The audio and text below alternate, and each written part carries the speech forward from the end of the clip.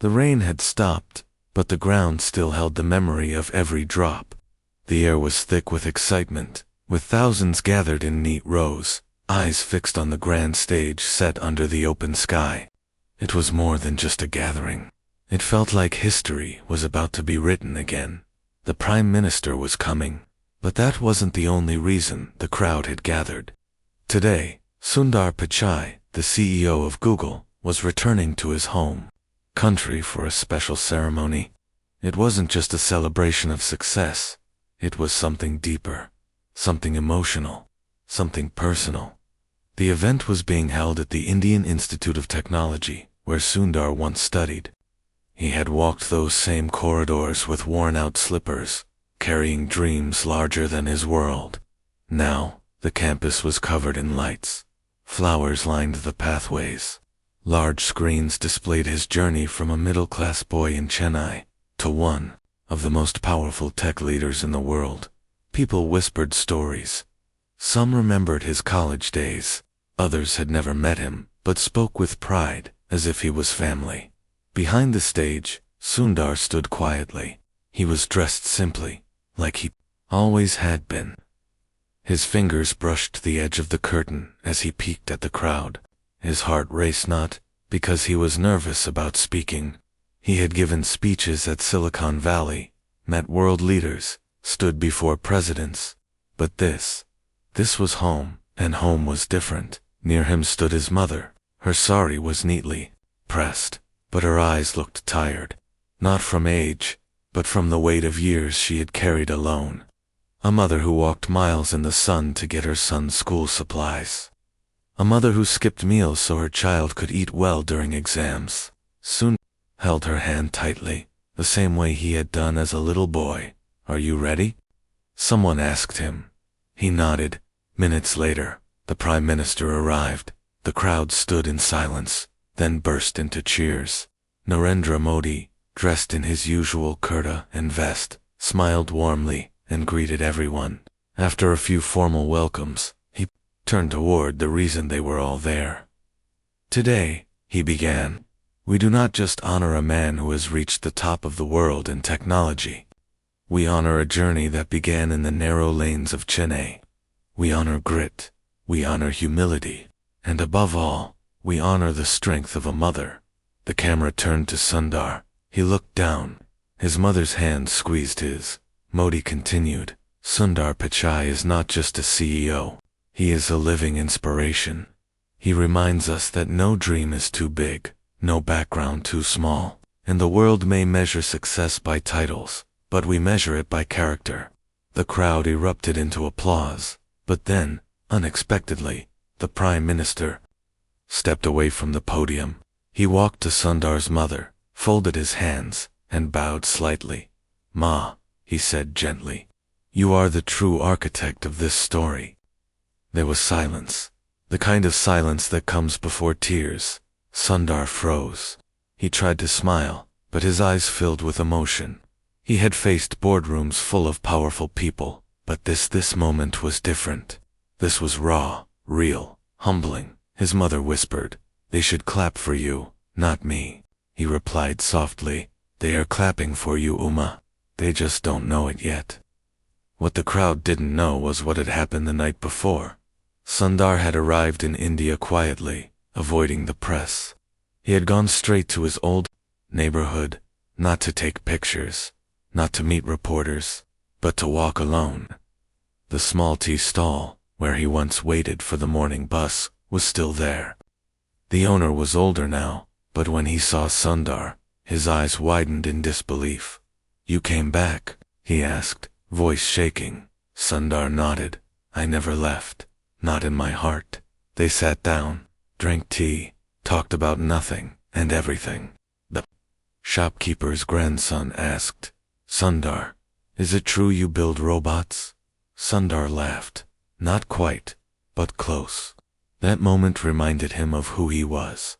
Not a tech giant, not a global figure, but a boy who once borrowed notebooks, studied under streetlights, and believed that kindness mattered more than cleverness. Back at the event, the ceremony continued. Stories were shared. Professors came forward to talk about his humility. One of them told how Sundar once helped a junior student who couldn't afford textbooks by giving his own and refusing to take them back. No one had known. He never spoke about it. The more the crowd listened, the more they realized his success was not built on genius alone. It was built on patience, on respect, on quiet determination. Then came the unexpected moment. A small boy, maybe 10 or 11, from a nearby village, had been invited to present Sundar with a handcrafted memento. The boy's hands trembled. Sundar bent down, smiled, and said, "You remind me of me." The boy asked shyly, "Can I be like you?" Sundar looked around the crowd, then said something that would echo in every heart that day. "No," he said softly, "you should be better than me." The applause returned, louder than ever, but Sundar didn't hear it.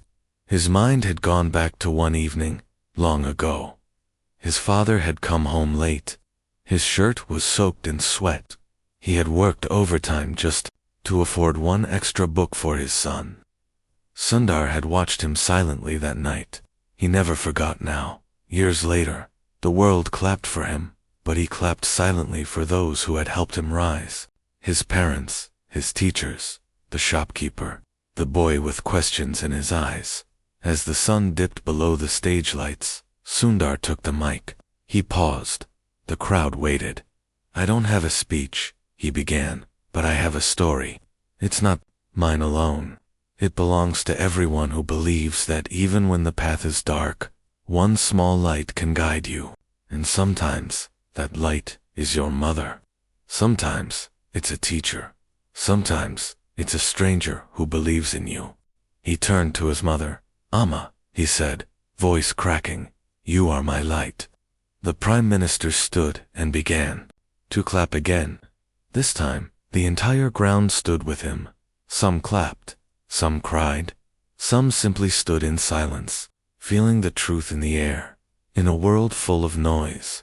That moment spoke louder than any words, and as Sundar stepped off the stage, he whispered to himself, This is what success feels like." He didn't mean the applause. He meant coming home. The next morning was quieter.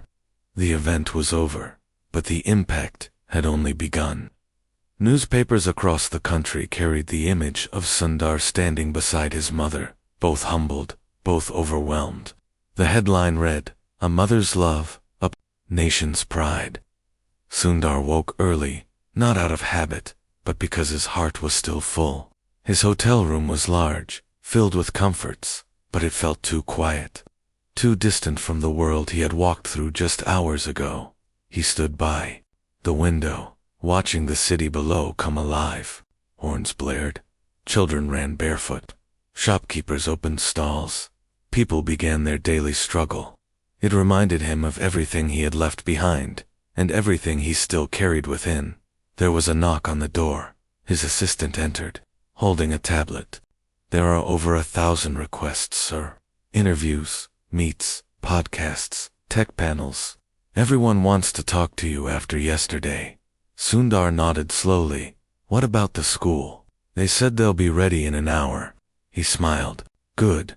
That's where we're going first." He wasn't interested in fame. He wasn't chasing headlines. There was something else he wanted to do. Something personal. A few miles away, hidden between dusty roads and crumbling walls, stood a small government school. It was the first school Sundar had ever stepped into as a child. The paint on the walls was peeling. Desks were broken. Fans barely worked.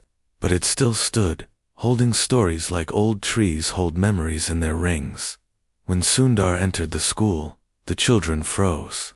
Teachers stood up quickly, unsure how to welcome someone so important in such a humble place. Sundar didn't wait for a formal greeting. He walked straight to the classroom where he had once sat. The same bench was there. Cracked, uneven, familiar. He ran his fingers along it. "This is where I learned to dream," he said softly. A young girl raised her hand. "Sir, is it true you failed in school once?" Sundar turned to her. Yes, once, in math, I was afraid to tell my parents. I thought they'd be angry. The children leaned forward, wide-eyed, but they didn't shout.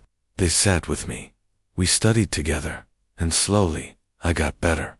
Failure isn't the end. It's the first step if you choose to learn from it. One boy asked, "What do you do now?" Sundar laughed gently. I ask questions, just like you, and I try to find answers with computers. The students smiled. One of the teachers spoke. Sir, the students here dream, but most of them don't believe they'll ever leave this place. Sundar's smile faded. He looked around. The windows had no glass.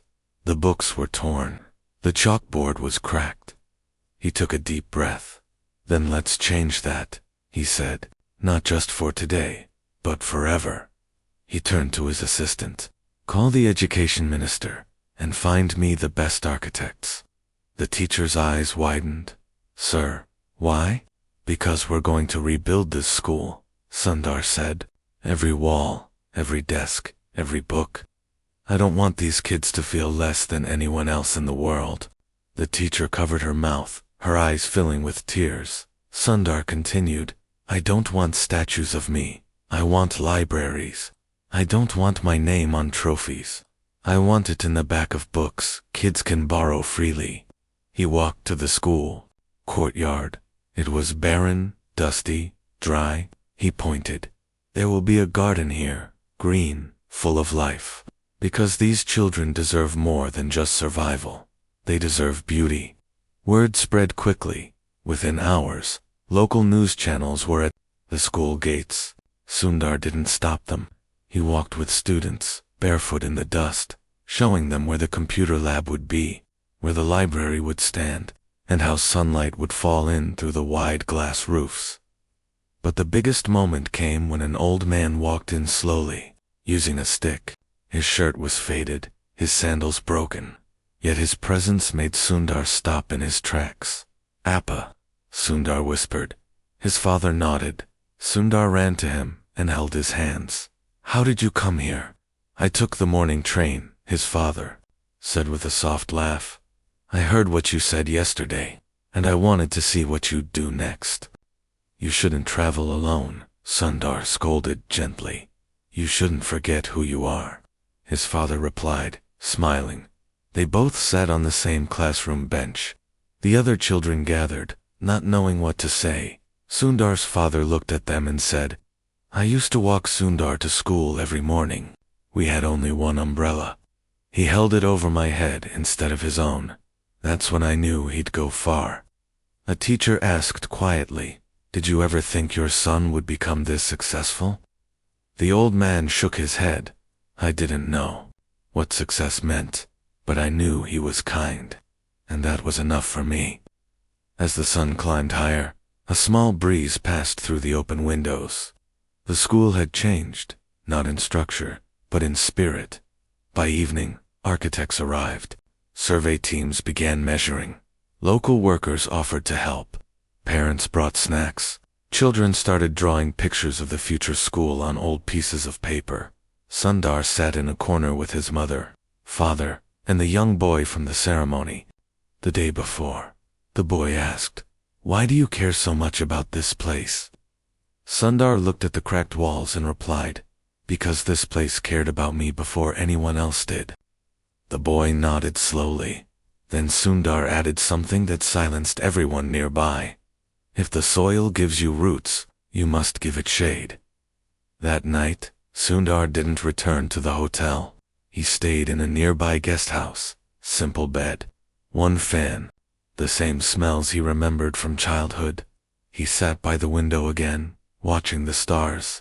Beside him, his father was already asleep, snoring softly. His mother was humming an old lullaby while folding clothes. He didn't need applause. He didn't need headlines. He had this, and this was enough. The morning sun rose slowly over the rooftops of the village.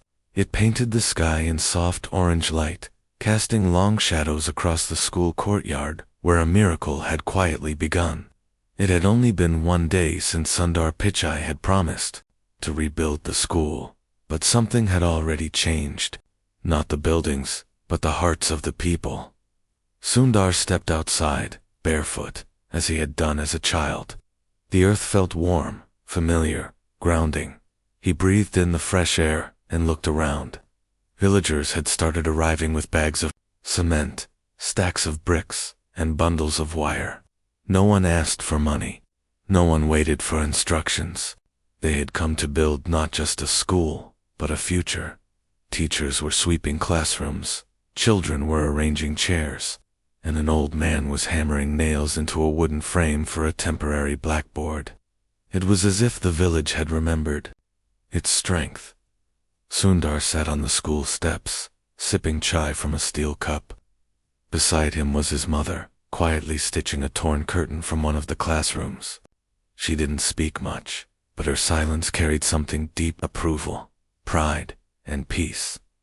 Sundar turned to his assistant and said, "This is the best meeting I've had in years." But soon, a message arrived that changed everything. A government official had posted on social media, questioning Sundar's move. The post read, "Why is a billionaire interfering with local education? Is this just a publicity stunt?" The word spread quickly. News channels picked it up. Some anchors debated Sundar's intentions. Some accused him of trying to buy respect. Others defended him. Social media exploded with opinions. In just a few hours, what had been a story of hope turned into a national controversy. When the assistant showed Sundar the post, he didn't react with anger. He stared at the screen for a long moment, and then asked, "Do you think this is a mistake?" The assistant said gently, "People misunderstand even the right things." Sundar stood up. He looked at the children playing nearby, unaware of the noise spreading online. He knew he had to respond, but not with anger, not with pride, but with truth. That evening, he called for a small press gathering inside the school. There was no stage, no fancy backdrop. Just Sundar standing in front of the old wall, a chalkboard behind him, and children seated cross-legged on the ground. He began, "Many people are asking why I am here, why I care. Some say it's for attention, some say it's politics." He paused. "The truth is, I came here because this is where I first learned to be brave. I was just a boy with a notebook and 100 questions. And this place gave me space to ask them. Not because it was perfect, but because it was patient." He pointed to the wall behind him. "This crack," he said. "This was here when I studied here. Every day I stared at it. It reminded me that nothing needs to be perfect to hold value." Reporters sat silently. Sundar continued, "I don't want to fix this school for fame. I want to do it because someone fixed me when I was broken. A teacher who stayed after hours. A mother who lit a candle when the lights went out. A father who gave me his only coat on a rainy day." His voice trembled slightly. "I don't build companies. I build gratitude. That's what this is." The cameras stopped flashing. The reporters didn't shout questions. They just nodded. The press conference was aired across every major channel. And this time, something strange happened. The hate stopped. Messages of support began pouring in. An author wrote, "We need more Sundars and fewer opinions." A retired school principal said, "He reminded me why I became a teacher." A mother from Punjab said, "I showed his speech to my son. He wants to go back to school now." Back at the school, construction had started for real. Diggers arrived. Engineers began mapping plans. Children were given small hats and clipboards to supervise the site as a fun game. Laughter echoed through the dusty lanes. But then, something unexpected happened. A letter arrived, handwritten, sealed with wax, from a village girl named Meena, who lived 100 kilometers away. It read, "Dear Sir, I saw you on TV. I don't have a school. My father says girls don't need books. But I think if I read enough, I can build a machine that cleans water. We drink from the pond, and it makes my brother sick. Can you help? I just need a book, and someone to believe me." Sundar folded the letter slowly. He looked at his assistant and said, "Get the car ready." "Sir, we're going to Mina's village." The drive took hours. The roads were rough, the sun was harsh, but Sundar didn't complain. When they arrived, the village was quiet, dusty, forgotten. Children sat on bare ground, scratching math sums with sticks. Women carried water pots on their heads from far-off wells. Mina stood near a hut, holding a slate, her eyes full of questions. When Sundar stepped out, she recognized him and froze. "Are you real?" she asked. He knelt beside her. "As real as your dream." She handed him the slate. "I wrote my name." He read it aloud. "Mina. It means precious." He turned to the elders of the village. "She wrote me a letter," Sundar said, "and that letter is about courage, not mine, hers." He opened the car trunk and took out a box of books, math, science, drawing, stories. He handed it to Mena. "This is your library," he said. The villagers watched, unsure then. One old woman stepped forward and said, "If she becomes someone like you, maybe we all will." And just like that, the resistance melted. Sundar looked around. "We'll build here too. Not a big school. Just a room, a roof, a start." Within hours, people began clearing land. Sundar didn't wait for officials. He didn't wait for headlines. He waited for something else. The look in Mina's eyes. It came, and it said everything he needed to hear. That night, as they drove back, his assistant asked, "Why do you keep doing this?" Sundar replied quietly, "Because I don't want to be remembered for creating search engines. I want to be remembered for helping people find their purpose." In the days that followed, the story of Sundar's journey reached far beyond borders. Newspapers across the globe wrote about the man who was rebuilding schools instead of delivering speeches, answering letters instead of signing autographs. But Sundar wasn't reading headlines. He was too busy building dreams, brick by brick, story by story. Back in the village, the school was no longer just a building. It had become a movement. Volunteers came from nearby towns. Retired teachers offered to teach without pay. Architects created smart designs using local materials. Even young students from engineering colleges arrived, wanting to help with solar panels and water filters. The spirit of change was contagious, but with attention came pressure. One morning, a black car pulled up outside the school, a government convoy. The district education officer stepped out, wearing polished shoes and a heavy look of authority. Sundar greeted him politely, offering water and a seat beneath the neem tree where he used to study. The officer said, "Sir, what you are doing is commendable, but it needs to be realized. You cannot just start building schools without government approval. There are rules." Sundar listened quietly. "I understand," he said softly, "but when I was a child, no one waited for approval to feed me. No one asked for permission to teach me with love. Kindness didn't follow rules then, and it won't now." The officer frowned. "We must follow process." Sundar nodded. "Then, let's create a new process, one that works." The conversation remained respectful, but the tension was clear. Change, even when good, often faces walls built long ago. Sundar knew he had to think beyond emotion. He had to be smart, diplomatic, steady. That evening, he sat with a group of young students under a lamp. "What do you do when the world says no?" one asked. Sundar smiled. "You ask again, but louder. And if they still say no, you show them why it matters." He paused. "They may control the gates, but we carry the keys." The next day, Sundar wrote a long letter to the education board. It was not a complaint. It was an invitation. He included photos of the school's transformation, letters from students, data about attendance, and proof of impact. He ended the letter with one sentence: "You can stop me from building walls, but can you stop these children from dreaming?" The letter went viral. Soon the education minister called him personally. "We will support your efforts," he said.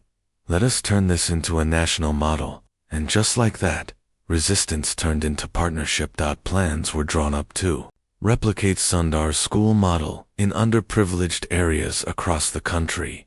A new program was launched, Schools of Light. Sundar refused to have his name on the project. He said, "Let the light belong to the children, not the man who lit the lamp."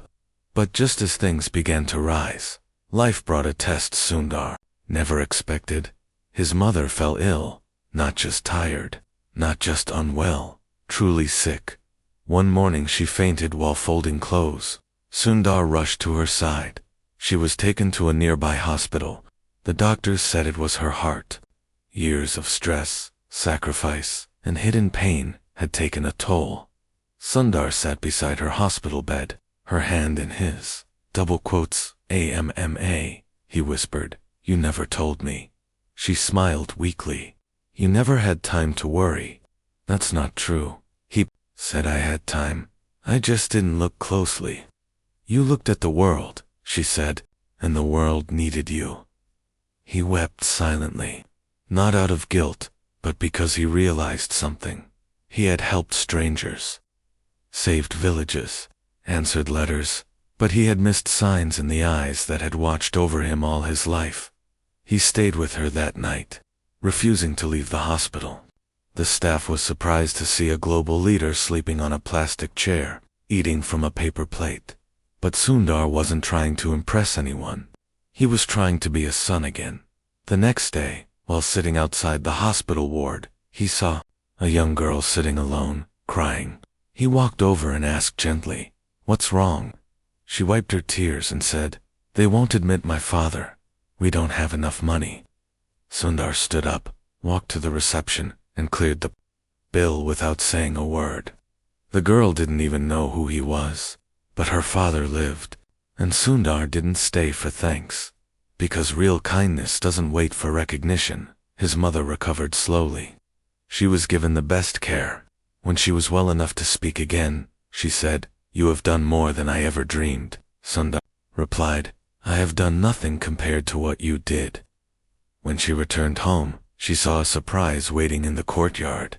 The tree that had once stood there, which her husband had planted years ago, was now surrounded by benches, a small swing, and lights. A plaque near the tree read, "For Uma, whose roots still give us shade." She cried quietly. Meanwhile, Sundar continued his work. He started visiting other forgotten schools. In villages where education stopped after class 5.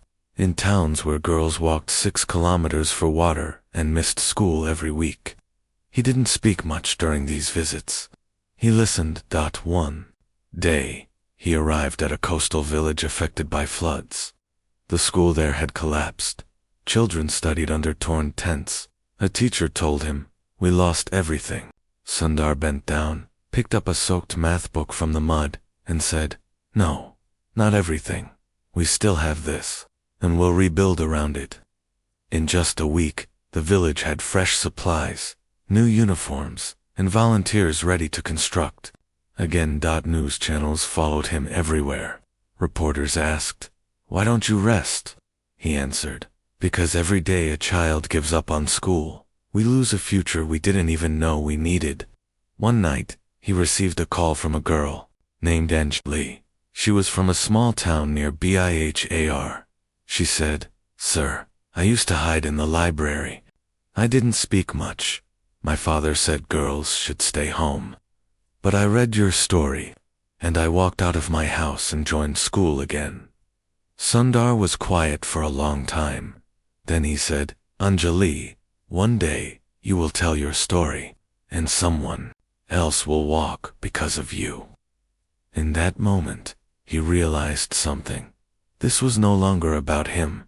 He had become a thread in something larger. A network of dreams, stitched by children across the country. And in each story, he saw his own reflection. Another boy from a small town who had once dared to believe.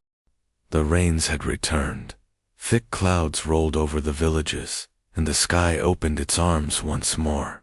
Water poured across the fields, turning dust into mud and narrow paths into rivers. For many, it meant a pause in work, a delay in life.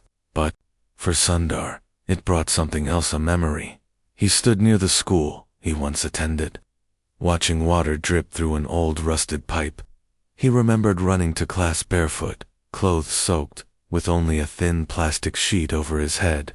He remembered his books getting wet, the ink smudging, and how he still studied every page like it was treasure. Those memories didn't make him sad, they made him grateful. Now, the school had a proper roof, clean drinking water, solar lights, and laughter, so much laughter. But a new challenge was waiting, one he hadn't prepared for. A major tech summit in the United States was approaching. World leaders, innovators, and CEOs from across the globe would attend. Sundar had received a formal invitation to speak.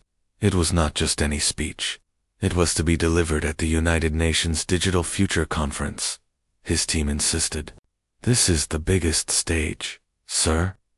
But Sundar hesitated. He looked at the half-finished school building in the next village, where little Mena waited every day under a temporary shelter, hoping her library would be ready soon. He looked at the letter from a boy in the Northeast who had written, "We still sit on the floor, but we sit taller now, because of you." He looked at the faces of children who had only just begun to believe that someone out there cared for them. His assistant said gently, "You can still go and return. Just a few days." Sundar nodded, torn between two worlds, the world of boards and microphones, and the world of benches and chalkboards. That night, he called his father. The old man listened and said simply, "Go, but take them with you." Take who? The children, their stories, their voices. Speak for them. It was not a command, it was a reminder. So Sundar agreed. The next week, Sundar stood at the United Nations, wearing a simple gray suit. Behind him was a massive screen, showing photos from the villages. A cracked desk, a child reading by candlelight, an old woman carrying books in a basket, and finally, a little girl in a pink dress holding a sign that said, "I matter." The hall fell silent. Sundar began his speech not with numbers, but with a story. Once, he said, a boy studied in a school where the fans didn't work and the roof leaked. He didn't know what a laptop was. He didn't touch the internet until he was a teenager. But he had a teacher who believed in him, a mother who saved every rupee, a country that gave him space to rise. And now he stands here, not to speak about progress, but to speak about purpose. He paused. We speak of the digital future. But what is the future if a billion dreams are left behind? He shared stories of Mena, of Anjali, of the flood-hit school with one saved math book. He spoke of kindness, of dignity, of the unseen labor behind every educated child. When he finished, the hall erupted in a standing ovation, but Sundar didn't smile for the applause. He looked up at the screen showing his mother's face and whispered, "This one's for you." The speech became a turning point. Within hours, pledges began pouring in from companies and governments. People wanted to donate, to volunteer, to replicate his village education model in other countries. A small boy from Chennai had shaken the world again. But while the world clapped, Sundar got on the next flight back to India. He didn't wait for interviews. He didn't wait for awards. He had a promise to keep. When he reached the village, it was still raining. The ground was slippery, the path muddy, but he walked through it without hesitation. He reached Mina's school. The children were seated on plastic sheets, reading aloud. Sundar entered, dripping wet, but smiling. He knelt beside Mina and handed her a book. "This one is from New York," he said. She grinned. "Did they like your story?" He nodded. "They loved yours." The children surrounded him, touching his shoes, laughing, offering soaked flowers they had picked along the path. And Sundar, still wet from the rain, sat on the floor with them. That evening, he hosted a small gathering in the village courtyard. No stage, no camera crew, just lanterns, music, and stories. An elderly woman came forward and said, "I was married at 12. I never saw a classroom, but now my granddaughter teaches me letters at night." Another man added, "My son used to say, 'I can't do it.' Now he says, 'I will try.'" A teacher shared, "Before, we had 2 students. Now, we have 200. They come with hunger, but they leave with hope." Sundar listened to every word, his eyes glistening. Then came a moment no one expected. A young boy stood up and said, "Sir, do you know what we call you?" Sundar smiled, curious. "What?" "We call you the rain." The crowd laughed gently, unsure what he meant. The boy explained, "You come quietly. You make everything grow, and you leave without asking for anything." No one spoke after that, because the boy was right. Sundar was like the rain. The next morning, he visited his old home in Chennai. The building was still there, though aged and cracked. He walked through each room. He stood by the old mirror, where he once combed his hair before exams. He sat on the floor where his mother once fed him curd rice before tests. He touched the wall, where he had stuck paper stars and dreams. On the rooftop, he found a small diary hidden beneath a broken tile. It was his childhood diary. He opened it. The first page read, "Dear future, I don't know who you are, but I hope you're kind. Please take care of my Oma. Please help me become someone who helps others." Sundar smiled. "Dear past," he whispered, "we made it." The sky was clear that morning. After weeks of heavy rain and cloudy days, the sun had finally returned. Golden light touched the rooftops of the village, where it all began. Smoke curled gently from cooking fires, and birds sang loudly from mango trees. Children in uniforms rushed down narrow paths, their satchels bouncing behind them, their eyes filled with excitement. Today was the day. After months of hard work, after thousands of bricks, after hundreds of hands, the school was finally complete. No longer broken, no longer forgotten.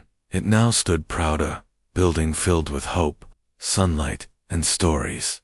But this wasn't just one school anymore. It was the first of many.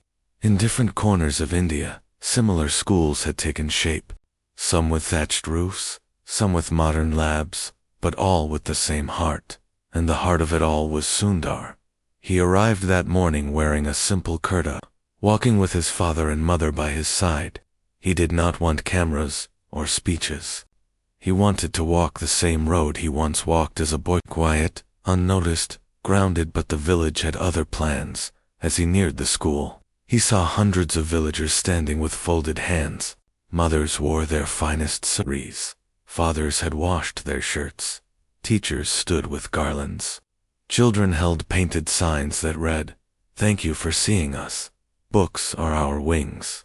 We are the future you believed in." Sundar stood, still, overwhelmed. His mother touched his arm. "Go," she whispered. "This is your homecoming." He stepped forward. Children placed flowers in his hands. A young boy tied a friendship band on his wrist. A girl stood on her toes and gently kissed his cheek. And from the crowd, a voice shouted, "He didn't just build a school, he built us." The principal, an old teacher who had once scolded Sundar for forgetting his homework, stepped forward with a smile. "I never thought this day would come," he said. "You were a quiet boy, always listening, always thinking. Now the world listens to you." The ribbon was cut, not by Sundar, but by a little girl named Tara, who had once dropped out of school to help her mother wash dishes. Now, she was the class topper in mathematics.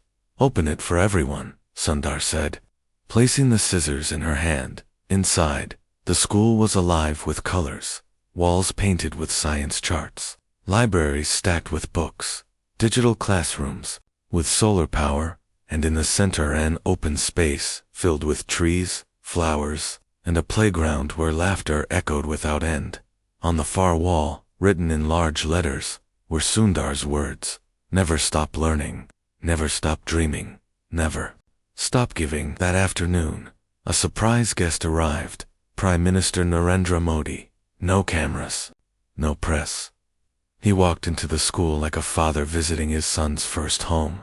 He shook Sundar's hand, then hugged him tightly. You have done what many speak about but never begin, he said. This is the real future of India. Sundar smiled humbly. I just followed what you once said. Modi raised an eyebrow. What's that? That true progress begins with people, not power. The Prime Minister turned to the crowd and said loudly, this man, he pointed to Sundar, is a living inspiration. Not because he leads a global company, but because he came back, remembered his roots, and turned love into action. The crowd erupted in applause, not polite clapping, real, thundering, grateful applause. People stood. Some wept, some just folded their hands in silent respect, and Sundar stood in the middle of it, all not proud, not boastful, but deeply moved. Later, that evening, under a tree beside the school, Sundar sat with his parents. His father said, when you were born, we didn't know what you would become, but we prayed you would make a difference. His mother added, and you did, quietly, like the boy you always were. Sundar looked up at the sky, where the first stars were beginning to appear. Amma, Appa, he said, you were my first school, and every book I've ever read started with your love. His mother placed her hand over his, and you were the answer to every prayer. They sat there for a long time, the wind whispering through the leaves, the sound of children playing echoing through the village. The sun finally dipped below the horizon, and soft lights lit up the school. As Sundar stood to leave, children ran to him. Sir, one asked, what will you do next? Sundar smiled. I will listen, I will learn, and I will keep walking. Another girl asked, will you come back again? He bent down, looked her in the eyes, and said, I never left. On the drive back, his assistant showed him a message from a girl in Rajasthan. Dear sir, it read, we saw your story on TV. My father said girls can now be engineers because of you. Thank you. Sundar closed his eyes, the message held tightly in his hands. This was not the end. This was the beginning. He knew that not every school could be built in a day, not every dream could bloom overnight, but one seed was enough, one letter, one hand, one story, and from there, a forest could rise. The train rumbled through the countryside, its wheels slicing through tracks surrounded by green fields and small villages. Inside one of the coaches, Sundar sat quietly near the window, a cap pulled low over his face. No one in the crowded compartment seemed to recognize him. They were busy with their own lives, sharing food, telling stories, calming crying babies, or reading old newspapers. Sundar didn't mind the silence. He needed it. He had asked his team to cancel the car and take him to the nearest station. I want to feel the ground again, he had said. The real ground. This journey wasn't about speed or comfort. It was about reflection. He looked out the window and watched a boy running along the fields with a kite. It reminded him of his own childhood, the days when the sky seemed closer, and dreams looked like kites drifting toward the sun. His phone buzzed. A message from his assistant read, CNN just named you Global Human of the Year.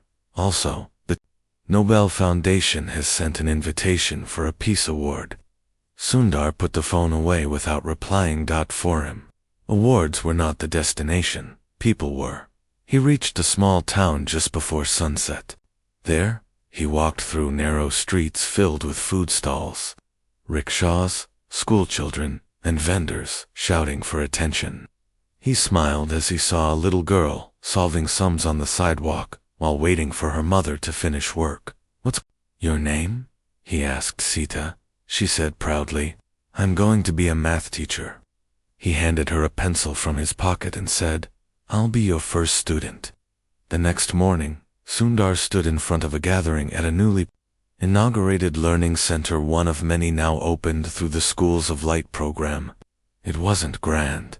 Just 3 rooms, a library, and a small computer lab with second-hand tablets. But to the children seated on the ground, It felt like a palace. He didn't speak long. He didn't make a formal speech. Instead, he shared a story about failure.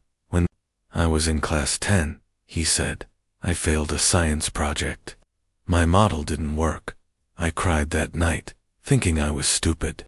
But my mother said, failure doesn't mean you're not smart. It means you're still trying. A small boy raised his hand. Sir, do you still fail? Sundar laughed gently. Every day. But now, I fail with confidence. The children laughed too. After the event, Sundar walked along the river that flowed near the town. There he saw a group of girls carrying pots on their heads. He joined them. They giggled, surprised to see him walking with them. Don't you have cars, sir? One asked. Yes, he said, but your road feels better. They laughed again. One girl said, I want to be like you one day. Sundar turned to her and said, no, be better than me. By evening, he returned to his home in China. It had been repainted and repainted, but he had kept most of it the same. The old bookshelf, the prayer corner, the kitchen window with iron bars, the rooftop where he had once stared at the stars and whispered dreams to the sky. His mother was making tea. His father was reading the newspaper. He sat between them, not as a CEO, not as a global icon, but as their son. His father looked at him and said, you know, people talk about you everywhere. They say you're the man who changed India's classrooms. His mother added softly, but you're still the boy who forgot to wear socks to school. They all laughed. Later that night, Sundar received a call. It was from a girl named Angelita, same girl who had once written to him about fighting to stay in school. Now, she was a final-year engineering student. Sir, she said, we're organizing an education hackathon in our college. We would love if you could join online. Sundar said yes. He joined as a guest speaker on a small video call. Not many knew he was there, only 30 students. But he listened carefully, took notes, and praised each idea with warmth. After the session, one student said, Sir, you've done so much for us. How can we ever thank you? Sundar replied, by doing it for someone else. And that became the final message. Pass it on, not money, not fame, but belief. Hope, time, compassion. In the following weeks, a chain of stories began to rise. In a village in Gujarat, a farmer opened a night school for girls under a starry tea. In a town in Tamil Nadu, a retired postman started teaching English to local children using songs. In Jharkhand, a group of schoolboys began building bamboo benches for schools without furniture. They didn't wait for funding, they followed a feeling. And whenever they were asked why, they all said the same thing, because he believed in us first. One day, while visiting a remote hill town, Sundar sat alone on a bench facing the clouds. A journalist who had followed him quietly asked, What drives you now? You've done it all. Sundar looked at the sky and said, No, I haven't. Not until every child feels seen. Not until every mother sleeps without worry. Not until the smallest voice can be heard without shouting. He paused. Success is not the end. It is the beginning of responsibility. The journalist put away her recorder. Thank you, she said. Sundar stood up, picked up a fallen branch, and placed it upright near a sapling. Just helping something grow, he said, as the sun began to set behind the hills, casting long shadows over the quiet town. Sundar walked down the road. No guards, no media, no titles, just a man walking beside the dreams he once chased in the lives he now chose to lift.